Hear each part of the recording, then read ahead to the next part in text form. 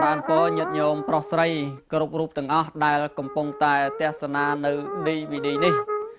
សូមចម្រើនពរផងដែរថា DVD ដែលញោមកំពុងតែទស្សនានេះគឺបានផ្សាយចេញពីវត្តអូតគីដែលស្ថិតនៅក្នុងភូមិអូតគីឃុំអូតគីស្រុកថ្មគោលខេត្តបាត់ដំបងទៀតខ្ញុំបកករណាអាត្មាភាពអ្នកអត្ថាធិប្បាយសូមចម្រើនពរក៏ដូចជាប្រកេនជាព័ត៌មានដល់ព្រះគុណម្ចាស់និងញាតិញោមប្រុសស្រីគ្រប់រូបទាំងអស់ឲ្យបានជ្រាបអំពីដំណើរការនៅក្នុងវត្តអូតគីបច្ចុប្បន្នសពថ្ងៃនេះវត្តអូតគីកំពុងតែកសាងនៅឧបឋានសាលាមួយខ្នងដែលមានទទឹង18ម៉ែត្របណ្ដោយ35ម៉ែត្របច្ចុប្បន្ននេះកំពុងតែកសាងដល់ធ្នឹមទី2ទៀតដល់ធ្នឹមទី2ប៉ុន្តែរូបភាពដែលញោមកំពុងតែឃើញនេះគឺនៅបាតក្រោមនៅឡើយទេទៀតណាអាត្មាមិនទាន់បានដាក់បញ្ចូលនៅរូបភាពជាបន្តនោះទៅទៀតទេជាកិច្ចដំបូងនេះចង់បង្ហាញចង់ចម្រើនពរញាតិញោមជាពុទ្ធបរិស័ទហ្នឹងណាឲ្យបានជ្រាបឲ្យបានឃើញនៅសកម្មភាពទី1ដែលអាត្មាភាពបានធ្វើណានៅក្នុងហ្នឹងគឺយើងមានសកម្មភាពណាពង្រៀបដីណាមុននឹងយើងចាប់ផ្ដើមបុកគ្រឹះណាសកម្មភាពណាយើងចាប់ផ្ដើមបុកគ្រឹះសកម្មភាពយើងជីករណ្ដៅសកម្មភាពណាយើងចាក់គ្រឹះតាមរណ្ដៅញ៉ឹងហើយសកម្មភាពយើងកាត់ដែកតម្រង់ដែកពត់ដែកកាច់ដែកអីជាដើមហ្នឹងហើយសកម្មភាពណាចងដែកធ្នឹមណាសកម្មភាពរៀបពុំគ្រឹះសាលាឆាន់ហើយជាចុងក្រោយសកម្មភាពចាក់ធ្នឹមគ្រឹះណាសាលាឆាន់នឹងតែម្ដងសូមចម្រើនពរថាសកម្មភាពដែលនៃការកសាងសាលានេះគឺសាលាឆាន់វត្តអូតគីនេះបានចាប់ផ្ដើមដែលចាប់ផ្ដើមដំបូងចាប់ពីថ្ងៃទី11ខែ7ខែកក្កដាឆ្នាំ2015ទេណាអញ្ចឹងសាលាឆាន់វត្តអូតគីដែលចាប់ផ្ដើមដំបូងគឺចាប់ផ្ដើមនៅក្នុងរដូវព្រះវស្សារដូវដែលមានភ្លៀងចជ្រេកចជ្រោចជ្រេកចច្រាច់ដែលជាការលំបាកនៅក្នុងការធ្វើឧបឋានសាលានឹងឯងប៉ុន្តែកាលនោះដោយបានការឧបត្ថម្ភពីញោមប្រុសឧបាសកវត្តវាដែលញោមបានផ្ញើថវិកាចំនួនប្រមាណជា$5000សម្រាប់ធ្វើកិច្ចការងារនឹងដែលជាហេតុធ្វើឲ្យអាត្មាភាពរួមទាំងអាចារ្យគណៈកម្មការវត្តអូតគីនឹងឯងសម្រាប់ចិត្តចាប់ផ្ដើមធ្វើសាលាសម្រាប់ចិត្តចាប់ផ្ដើមបុកគ្រឹះសាលាទាំងនៅក្នុងរដូវព្រះវស្សាដែលមានភ្លៀងប៉ិចចជ្រេកចជ្រោចហើយលំបាកនៅក្នុងការធ្វើហ្នឹងណាដោយមិនបង្អង់ក្រោយពីបានទទួលបច្ច័យហើយស្រេចកាលណាខ្ញុំបកណាអាត្មារួមទាំងអាចារ្យគណៈកម្មការបានចាប់ផ្ដើមទៀតសកម្មភាពទី1គឺការពង្រៀបដីដោយមានអេសកាម៉ៃខូននឹងមកកាយដីទំនាបដូចជាការរុះរើសាលាឆាន់ចាស់មកចំហៀងអីជាដើមអញ្ចឹងទៅគឺសកម្មភាពនេះបានចាប់ផ្ដើមពីថ្ងៃទី11ខែកក្កដាឆ្នាំ2015ហើយរហូតមកដល់ថ្ងៃទី27ខែ10ឆ្នាំ2015ទើបយើងរួចរាល់នៅសកម្មភាពទាំងអស់នឹងឯងទៀតអញ្ចឹងបានន័យថាយើងបានប្រើប្រាស់ពេលវេលាជាច្រើនខែដើម្បីសម្រេចកិច្ចការងារប៉ុណ្ណឹងដោយដែលញាតិញោមបានជ្រាបនឹងពីដើមរហូតដល់ចប់ញាតិញោមនឹងបានឃើញហើយសកម្មភាពហ្នឹងណាញោមណាតាំងពីដើមរហូតដល់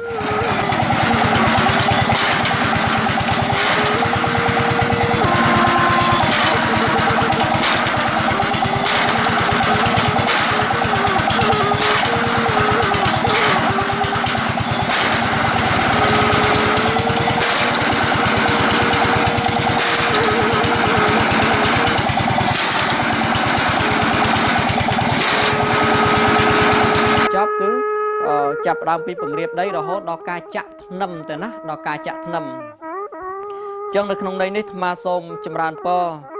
ជម្រាបជូនញាតិញោមក៏ដូចជាការអំពាវនាវដល់ពុទ្ធបរិស័ទប្រុសស្រីគ្រប់រូបទាំងអស់ដែលកំពុងតែទស្សនានៅ DVD នេះទេណា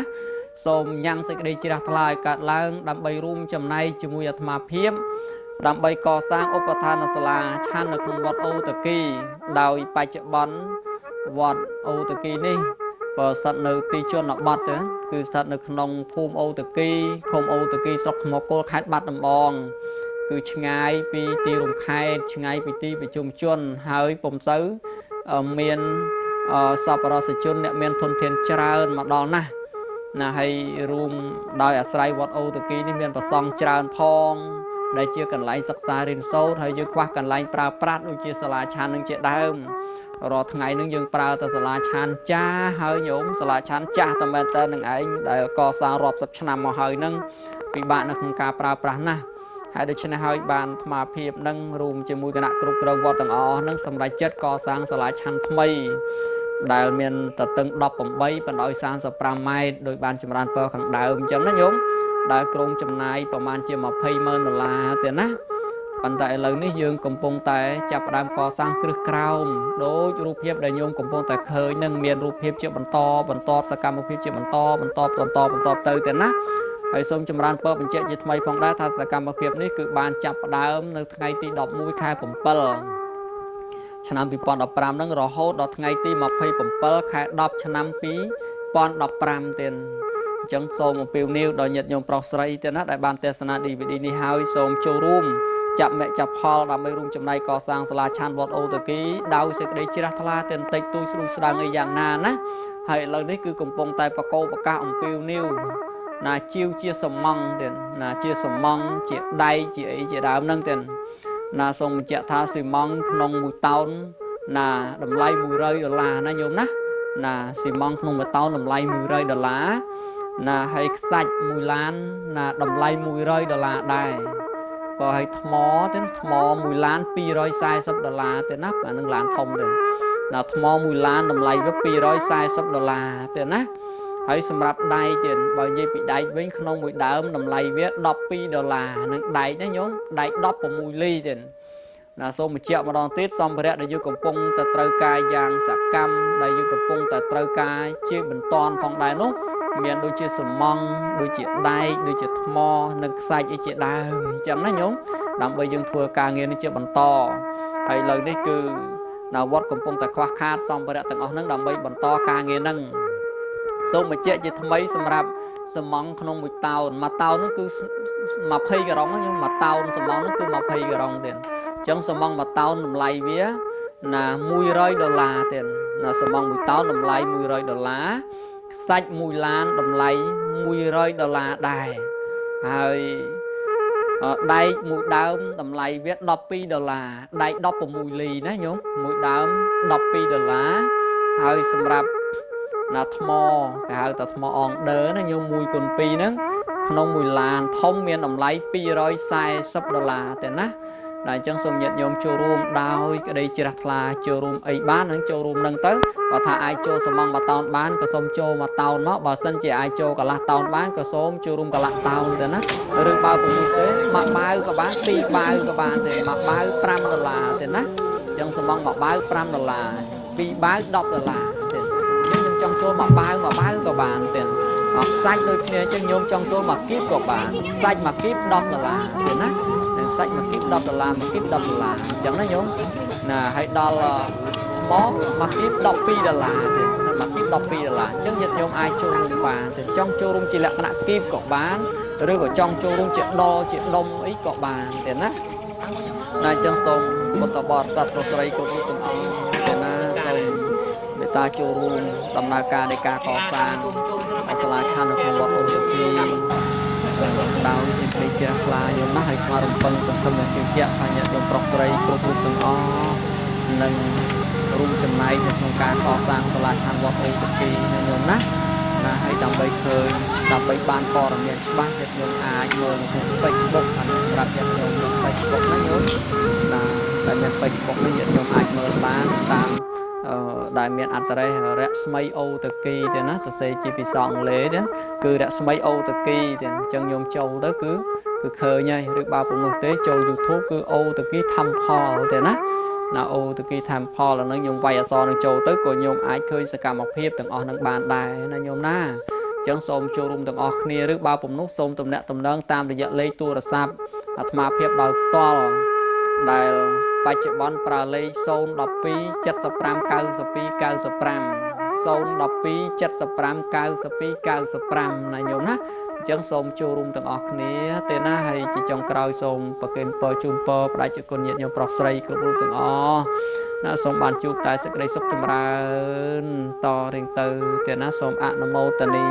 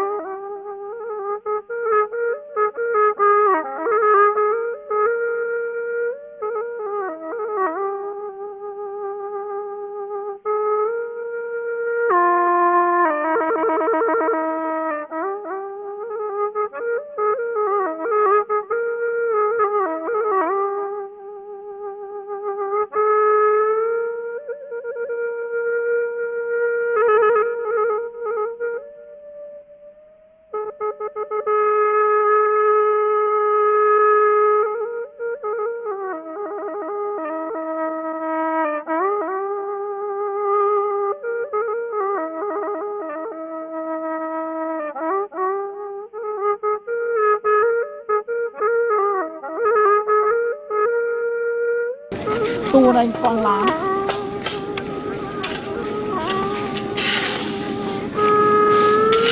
và đây cứ sự cam một hiệp ta có cục bông ta lê cả báo thì lê cả báo đầm bay chạ lọp lại bạt cứ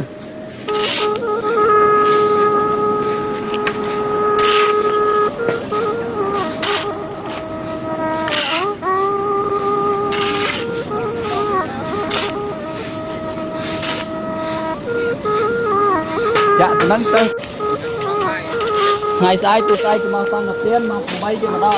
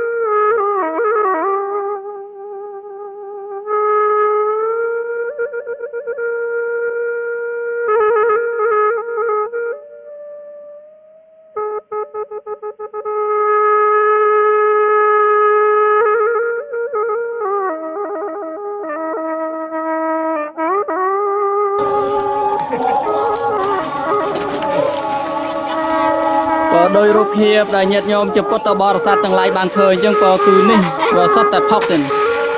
ក៏ហើយទឹកគឺយើងបូមមកឈ្នះទេញោមទឹកនៅក្នុងដៅបូមមកឈ្នះមិនដឹងថាវាជ្រាបចេញពីណាមកទេទឹកហ្នឹងគឺហូរវល់តែម្ដងទេណាអញ្ចឹងគឺយើងត្រូវតែបង្ខំធ្វើទាំងទឹកតែម្ដងក៏ហើយមកខាងជុំវិញខ្ញុំឃើញសត្វតែផុកទេណា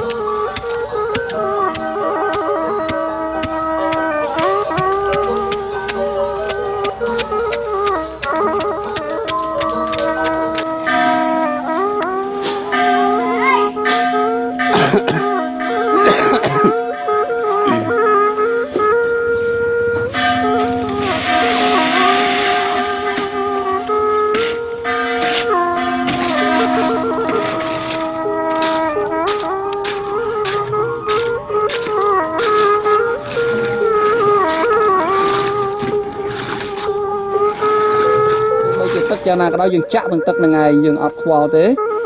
កាន់គ្រាន់តែថាវាលំបាកដល់ការបើចម្រើនពរផងដែរពរនេះគឺជាជើងកសដែលយើងបានចាក់រួចរាល់បានពរនេះជើងកសដែលយើងចាក់រួចរាល់ហើយណាញោមនេះគឺយើងចាក់កម្រាស់ប្រមាណជាកន្លះម៉ែត្រទេណាគ្រាន់តែជើងតាំងនេះយើងចាក់កម្រាស់កន្លះ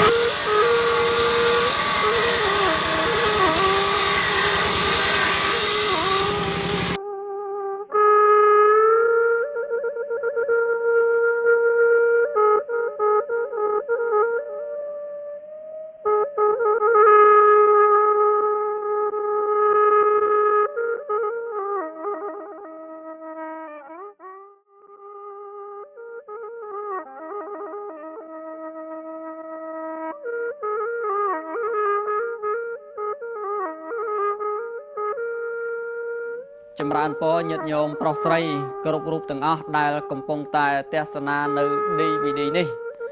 សូមចម្រើនពរផងដែរថា DVD ដែលញោមកំពុងតែទស្សនានេះគឺបានផ្សាយចេញពីវត្តអូតាគីដែលស្ថិតនៅក្នុងភូមិអូតាគីឃុំអូតាគីស្រុកថ្មគោលខេត្តបាត់ដំបងទៀត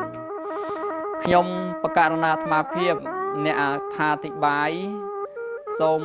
ចម្រើនពរក៏ដូចជាប្រកេនជាព័ត៌មានដល់ប្រគុណម្ចាស់និងញាតិញោមប្រុសស្រីគ្រប់រូបទាំងអស់ឲ្យបានជ្រាបអំពីដំណើរការនៅក្នុងវត្តអូតាគីបច្ចុប្បន្នសពថ្ងៃនេះវត្តអូតាគីកំពុងតែកសាងនៅឧបដ្ឋានសាលាមួយខ្នងដែលមានទទឹង18ម៉ែត្របណ្ដោយ35ម៉ែត្របច្ចុប្បន្ននេះកំពុងតែ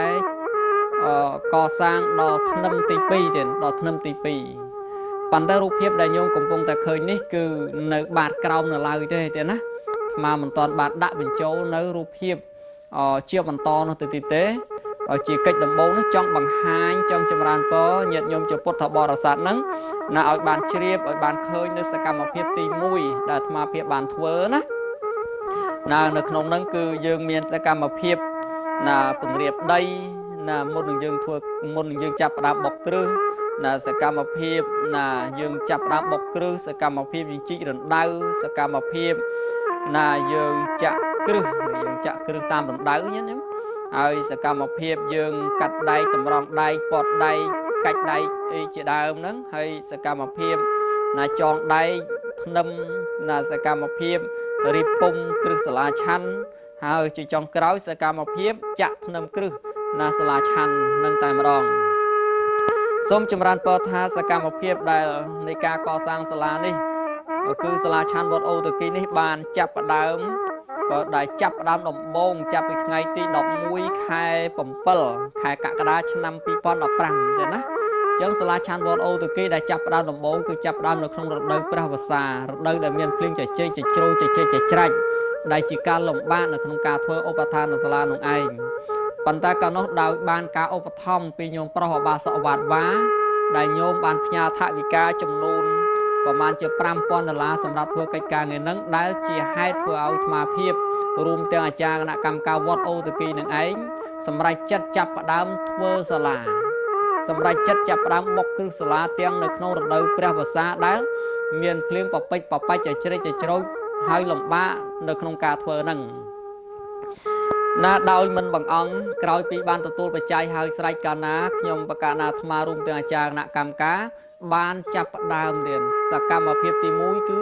ការពង្រៀបដីដោយមានអេសកាម៉ៃខូមនឹងមកកាយដីទំនាបដូចជាការរុះរើសាលាឆាន់ចាស់មកចំហៀងអីជាដើមអញ្ចឹងទៅគឺសកម្មភាពនេះបានចាប់ផ្ដើមពីថ្ងៃទី11ខែកក្កដាឆ្នាំ2015ហើយរហូតមកដល់ថ្ងៃទី27ខែ10ឆ្នាំ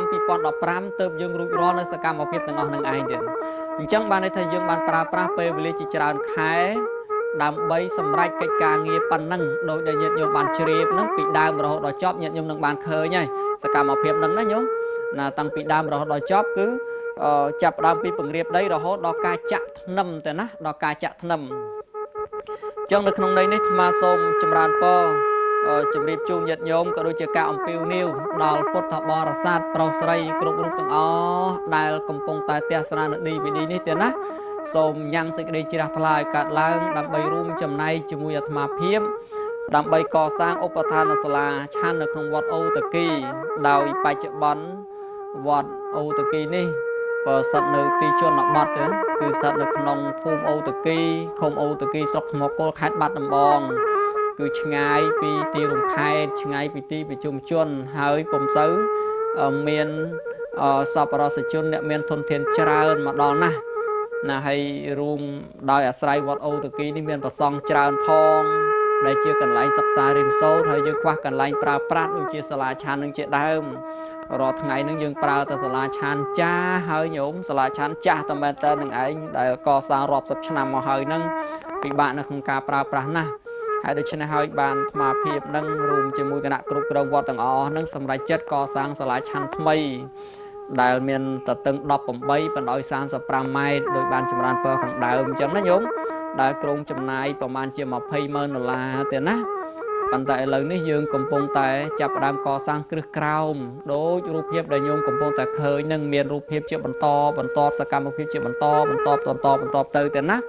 ហើយសូមចម្រើនពរបញ្ជាក់ជាថ្មីផងដែរថាសកម្មភាពនេះគឺបានចាប់ផ្ដើមនៅថ្ងៃទី11ខែ7ឆ្នាំ2015នឹងរហូតដល់ថ្ងៃទី27ខែ10ឆ្នាំ2015ទៀតអញ្ចឹងសូមអំពាវនាវដល់ញាតិញោមប្រុសស្រីទៅណាដែលបានទស្សនា DVD នេះហើយសូមចូលរួមចាប់មគ្គចាប់ផលដើម្បីរួមចំណែកកសាងសាលាឆាន់វត្តអូតាគីដោយសេចក្តីជ្រះថ្លាទាំងតិចតួចស្រួយស្ដាងអីយ៉ាងណាណាហើយឥឡូវនេះគឺកំពុងតែបកោប្រកាសអំពាវនាវណាជាវជាសំងទៀតណាជាសំងជាដៃជាអីជាដើមហ្នឹងទៀតណាសូមបញ្ជាក់ថាស៊ីម៉ង់ក្នុង1តោនណាតម្លៃ$100ណាញោមណាស៊ីម៉ង់ក្នុង1តោនតម្លៃ$100ណាហើយខ្សាច់1ឡានណាតម្លៃ$100ដែរបើឲ្យថ្មទៅថ្ម1ឡាន$240ទៅណាអានឹងឡានធំទៅណាថ្ម1ឡានតម្លៃវា$240ទៅណាហើយសម្រាប់ដែកទៀតបើនិយាយពីដែកវិញក្នុងមួយដើមតម្លៃវា$12នឹងដែកណាញោមដែក16លីទៀតណាសូមបញ្ជាក់ម្ដងទៀតសម្ភារៈដែលយើងកំពុងតែត្រូវការយ៉ាងសកម្មដែលយើងកំពុងតែត្រូវការជាបន្តផងដែរនោះមានដូចជាសំងដូចជាដែកដូចជាថ្មនិងខ្សាច់អីជាដើមអញ្ចឹងណាញោមដើម្បីយើងធ្វើការងារនេះជាបន្តហើយឥឡូវនេះគឺនៅវត្តកំពុងតែខ្វះខាតសម្ភារៈទាំងអស់ហ្នឹងដើម្បីបន្តការងារហ្នឹងសូមបញ្ជាក់ជាថ្មីសម្រាប់សំងក្នុងមួយតោននោះគឺ20ការ៉ុងណាញោមមួយតោនសំងនោះគឺ20ការ៉ុងទៀតអញ្ចឹងសំងមួយតោនតម្លៃវាណា$100ទៀតណាសំងមួយតោនតម្លៃ$100សាច់1ឡានតម្លៃ$100ដែរហើយដែកមួយដើមតម្លៃវា$12ដែក16លីណាញោមមួយដើម$12ហើយសម្រាប់ណាថ្មគេហៅថាថ្មអងដឺណាញោម1x2ហ្នឹងក្នុង1ឡានធំមានតម្លៃ$240ទេណាតែអញ្ចឹងសូមញាតិញោមចូលរួមដោយក្តីជ្រះថ្លាចូលរួមអីបាននឹងចូលរួមនឹងទៅបើថាអាចចូលសំងមួយតោនបានក៏សូមចូលមួយតោនមកបើសិនជាអាចចូលកន្លះតោនបានក៏សូមចូលរួមកន្លះតោនទៅណាឬបើពុំនោះទេមួយបាវក៏បាន2បាវក៏បានទេមួយបាវ$5ទេណាអញ្ចឹងសំងមួយបាវ$5 ពីរបាវ$10ទេអញ្ចឹងខ្ញុំចង់ចូលមួយបាវក៏បានទេខ្សាច់ដូចគ្នាអញ្ចឹងខ្ញុំចង់ចូលមួយគីបក៏បានខ្សាច់មួយគីប$10ទេណានឹងខ្សាច់មួយគីប$10មួយគីប$10អញ្ចឹងណាញោមណាហើយដល់ថ្មមួយគីប$12ទៀតនៅមួយគីប$12អញ្ចឹងញាតិញោមអាចចូលរួមបានតែចង់ចូលរួមជាលក្ខណៈគីបក៏បានឬក៏ចង់ចូលរួមជាដជាដុំអីក៏បានទេណាអញ្ចឹងសូមពុទ្ធបរិស័ទប្រុសស្រីគ្រប់រូបទាំងអស់ទេណាសូមមេត្តាចូលរួមដំណើរការនៃការកសាង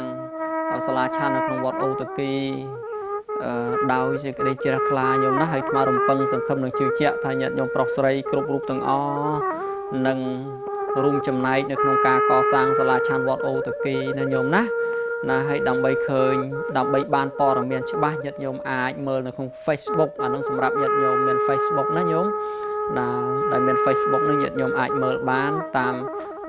ដែលមាន address រស្មីអូតាគីទេណាទៅសេជាភាសាអង់គ្លេសទេគឺរស្មីអូតាគីទេអញ្ចឹងញោមចូលទៅគឺ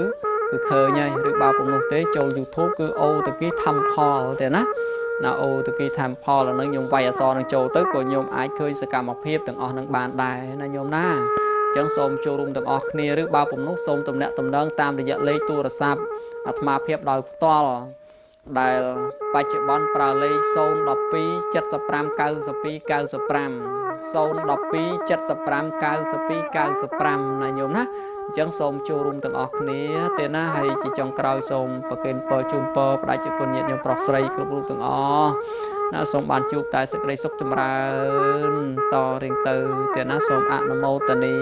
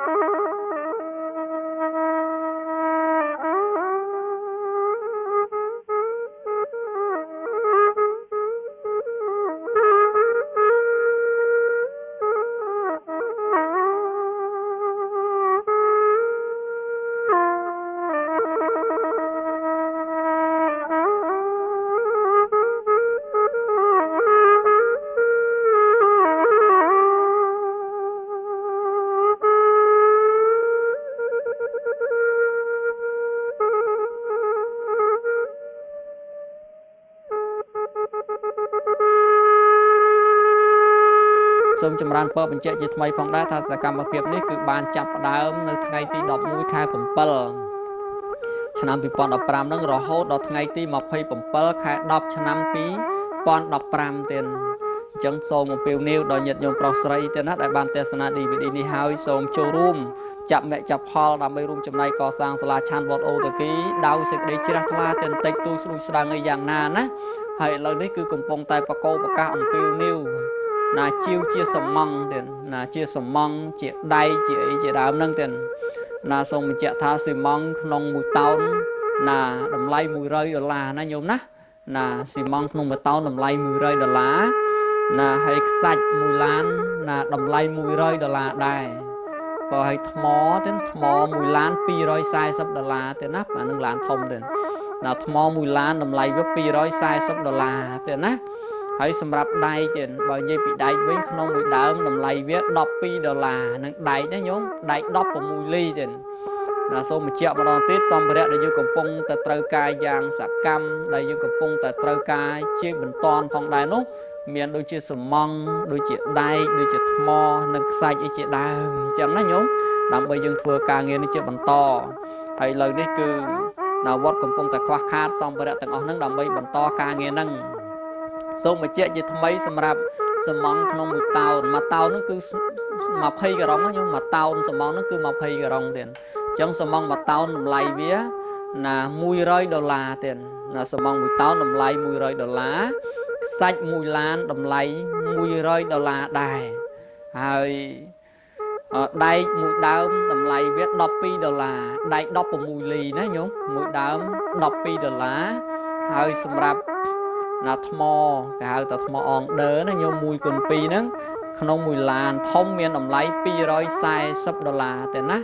អញ្ចឹងសូមញាតិញោមចូលរួមដោយក្តីជ្រះថ្លាចូលរួមអីបាននឹងចូលរួមនឹងទៅបើថាអាចចូលសំង1តោនបានក៏សូមចូល1តោនមកបើសិនជាអាចចូលកន្លះតោនបានក៏សូមចូលរួមកន្លះតោនទៅណាឬបើពុំនោះទេមួយបាវក៏បាន2បាវក៏បានទេមួយបាវ$5ទេណាអញ្ចឹងសំងមួយបាវ$5 2បាវ$10ទេអញ្ចឹងខ្ញុំចង់ចូលមួយបាវក៏បានទេខ្សាច់ដូចគ្នាអញ្ចឹងខ្ញុំចង់ចូលមួយគីបក៏បានខ្សាច់មួយគីប$10ទេណា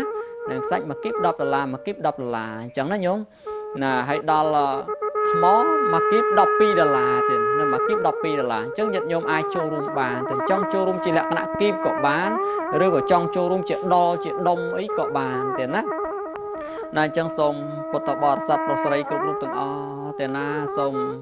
មេត្តាចូលរួមដំណើរការនៃការកសាងសាលាឆាន់នៅក្នុងវត្តអូតាគីដោយសេចក្តីជ្រះថ្លាញោមណាហើយថ្មរំពឹងសង្ឃឹមនឹងជឿជាក់ថាញាតិញោមប្រុសស្រីគ្រប់រូបទាំងអស់នឹងរួមចំណែកនៅក្នុងការកសាងសាលាឆាន់វត្តអូតាគីណាញោមណាហើយដើម្បីបានព័ត៌មានច្បាស់ញាតិញោមអាចមើលនៅក្នុង Facebook អានឹងសម្រាប់ញាតិញោមមាន Facebook ណាញោមដែលមាន Facebook នេះញាតិញោមអាចមើលបានតាមដែលមានអត្តរេសរស្មីអូតាគីទេណាទៅសេជាភាសាអង់គ្លេសទេគឺរស្មីអូតាគីទេអញ្ចឹងញោមចូលទៅគឺឃើញហើយឬបើពុំនោះទេចូល YouTube គឺអូតាគី Temple ទេណាអូតាគី Temple អានឹងញោមវាយអក្សរនឹងចូលទៅក៏ញោមអាចឃើញសកម្មភាពទាំងអស់នឹងបានដែរណាញោមណាអញ្ចឹងសូមចូលរួមទាំងអស់គ្នាឬបើពុំនោះសូមទំនាក់ទំនងតាមរយៈលេខទូរស័ព្ទអាត្មាភាពដោយផ្ទាល់ដែលបច្ចុប្បន្នប្រើលេខ012 75 92 95 012 75 92 95ណាញោមណាអញ្ចឹងសូមចូលរួមទាំងអស់គ្នាទេណាហើយជាចុងក្រោយសូមប្រគេនពរជូនពរផ្ដាច់ជគុណញាតិញោមប្រុសស្រីគ្រប់រូបទាំងអស់ណាសូមបានជួបតែសេចក្តីសុខចម្រើនតរៀងទៅទេណាសូមអនុមោទនា